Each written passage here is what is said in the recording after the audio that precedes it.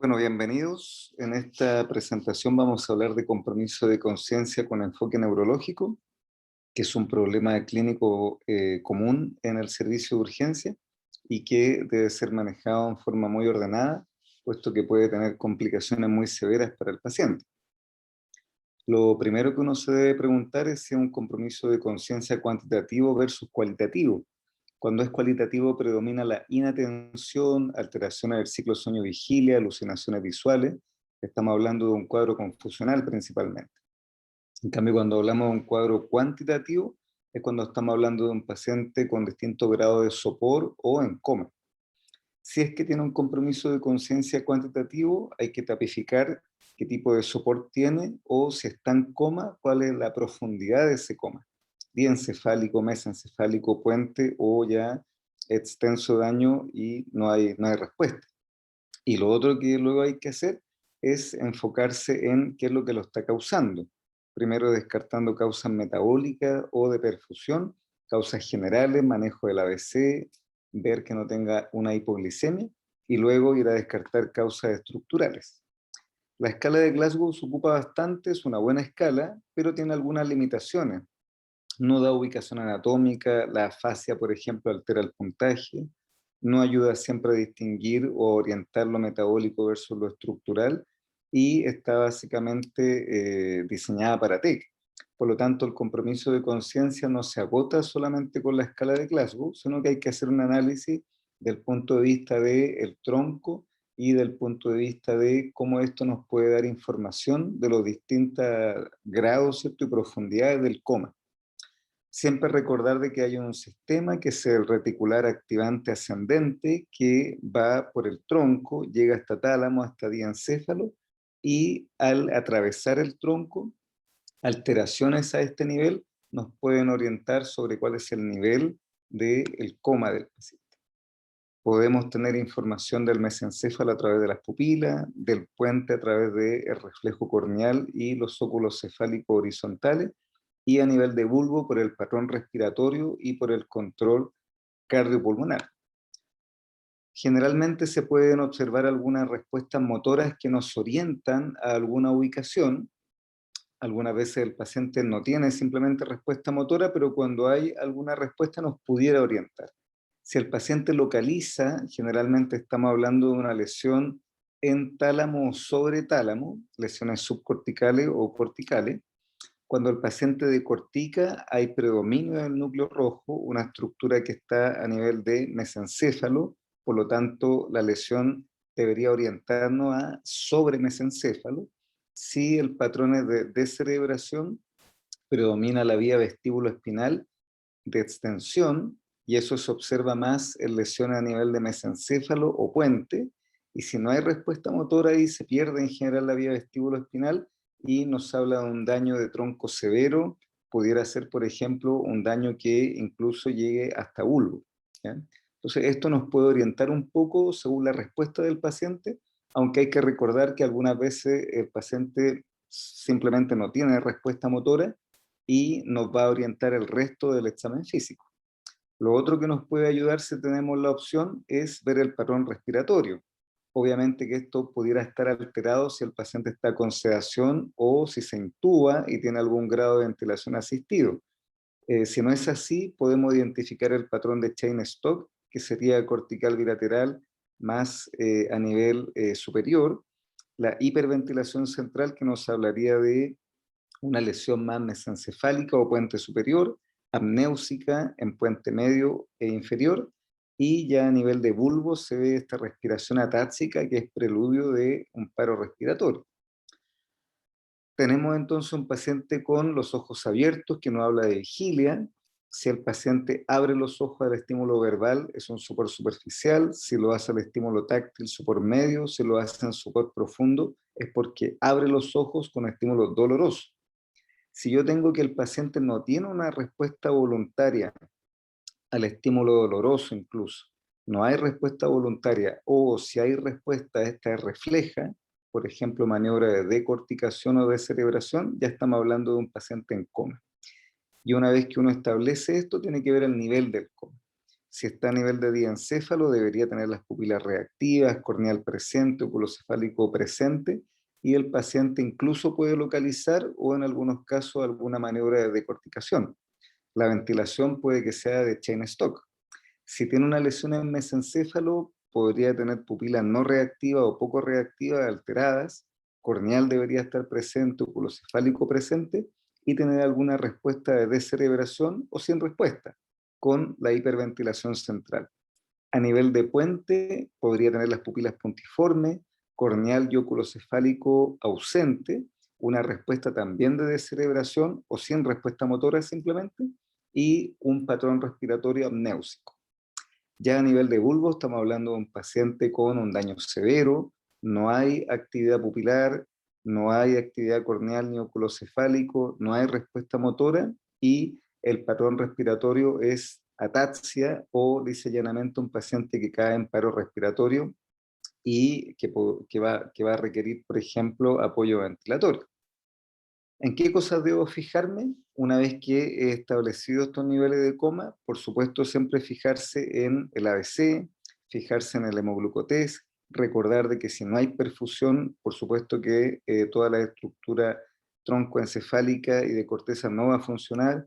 Si es que se intubó, ver qué tipo de sedación tuvo, si es que se le dio sedación para ese procedimiento, fijarse en aliento OH, fijarse en mordedura lateral, que podría hablarnos de convulsión, estigma de daño hepático crónico.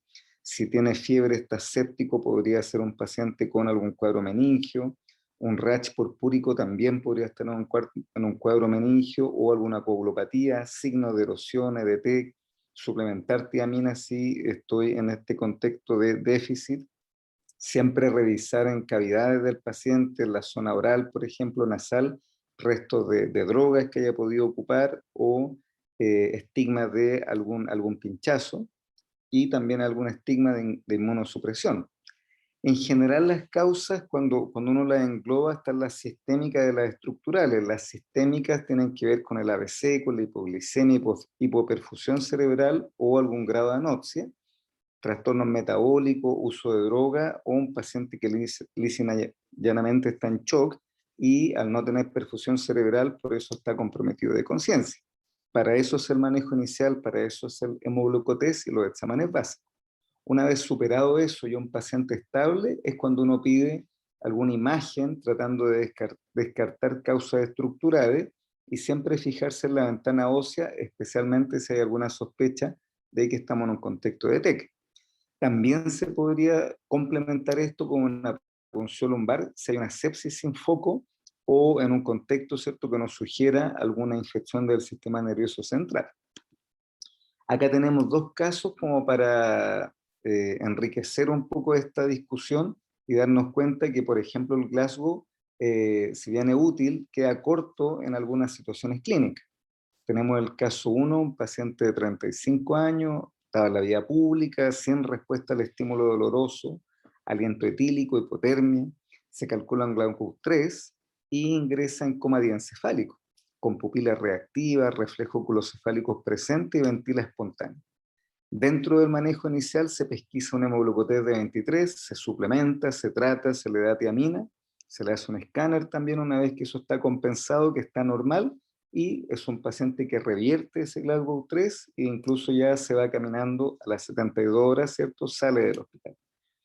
En cambio, en el caso 2 tenemos otro contexto, un paciente que también tiene Glasgow 3, pero en un contexto de un hipertenso mal controlado que hace una hemorragia hipertensiva importante.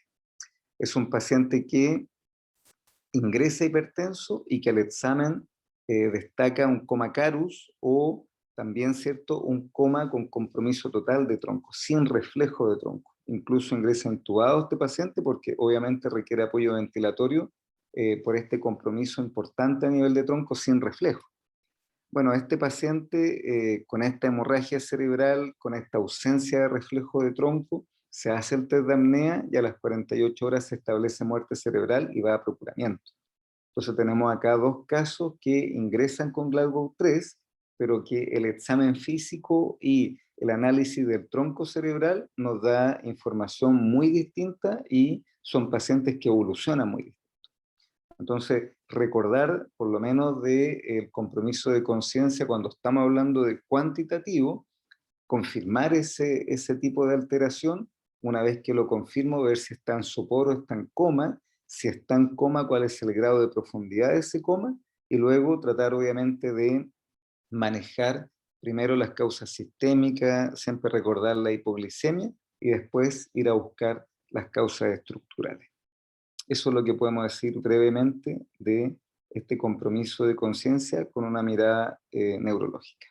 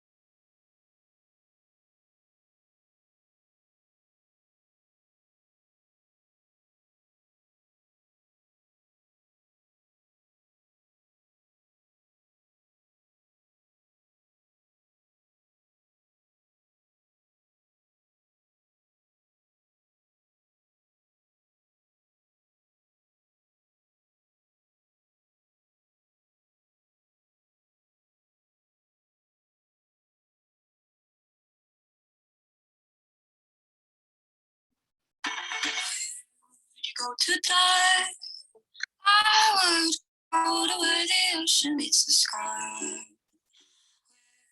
you go to die? I would go to where the ocean meets the sky.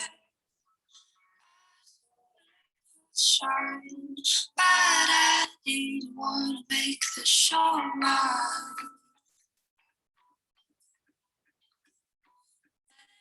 Show mine.